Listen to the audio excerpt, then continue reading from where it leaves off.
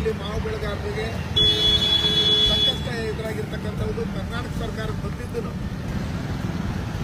ಕಂಡಿದ್ದನ್ನು ಕೂಡರಾಗಿ ಕಿವಿಗೂ ಕಿವುಡರಾಗಿ ಬಾಯಿಗೊಂದು ಕೂಡರಾಗಿರ್ತಕ್ಕಂಥ ಈ ಕರ್ನಾಟಕ ಸರ್ಕಾರ ರೈತ ವಿರೋಧಿ ನೀತಿಯನ್ನು ನಾನು ಮೊದಲಿಂದ ಕಳಿಸ್ತಾ ಬಂದಿದ್ದೀನಿ.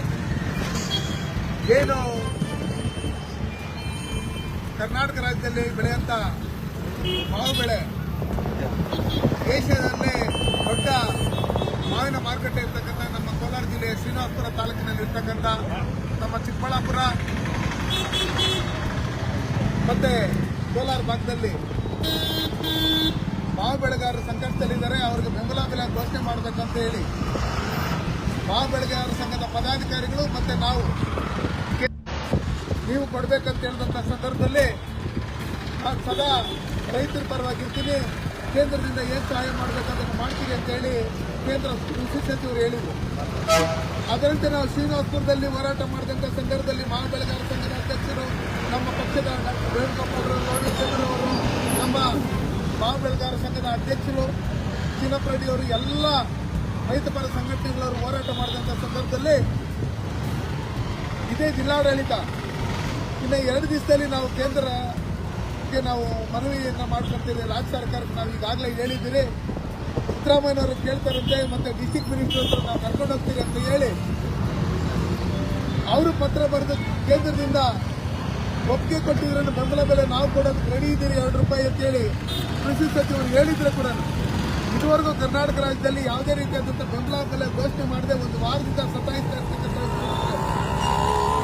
ಈ ಮ್ಯಾಂಗೋ ಸೀಸನ್ ಇನ್ನೇನು 6-10 ದಿವಸದಲ್ಲಿ ಕಂಪ್ಲೀಟ್ ಆಗುತ್ತೆ. ಅದಾದ್ಮೇಲೆ ಬೆಂಬಲ ಬೆಲೆ ಘೋಷಣೆ ಮಾಡಿದ್ರೆ ಯಾರಿಗೆ ಅನುಕೂಲ ಆಗುತ್ತೆ?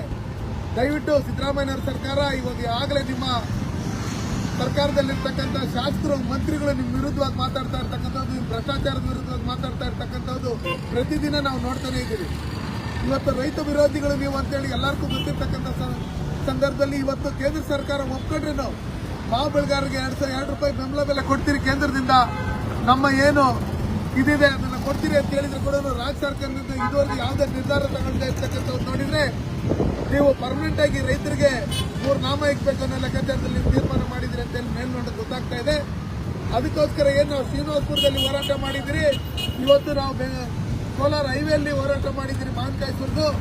ನೀವು ಕೂಡಲೇ 2 ದಿವಸದೊಳಗಡೆ ಬೆಂಬಲ ಬೆಲೆ ಘೋಷಣೆ ಮಾಡಿಲ್ಲ ಅಂದ್ರೆ ನಾವು ವಿಧಾನಸೌಧಕ್ಕೆ ಬಂದು ಇದೇ ಮಾವಿನ ತಗೊಂಡ್ಬಂದು ವಿಧಾನಸೌಧಕ್ಕೆ ಎಸೆಯೋದ್ರ ಮುಖಾಂತರ ನಾವು ಅಲ್ಲಿ ಉಗ್ರವಾದಂತಹ ಹೋರಾಟ ಮಾಡ್ತೀನಿ ಅಂತ ಹೇಳೋದ್ರ ಮುಖಾಂತರ ನಿಮಗೆ ಎಚ್ಚರಿಕೆಯನ್ನು ಕೊಡ್ತಾ ಇದ್ರಿ.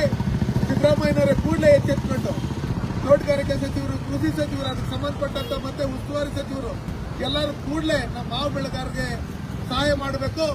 ಮತ್ತೆ ಕೇಂದ್ರ ಸರ್ಕಾರದ ಜೊತೆ ಸೇರ್ಕೊಂಡು ನೀವು ₹4 ರಿಂದ ₹5 ಬೆಂಬಲ ಬೆಲೆ ಘೋಷಣೆ ಮಾಡಬೇಕಂತ ಹೇಳಿ ಮೂಲಕ ನಾನು ಒತ್ತಾಯ ಮಾಡ್ತೀನಿ.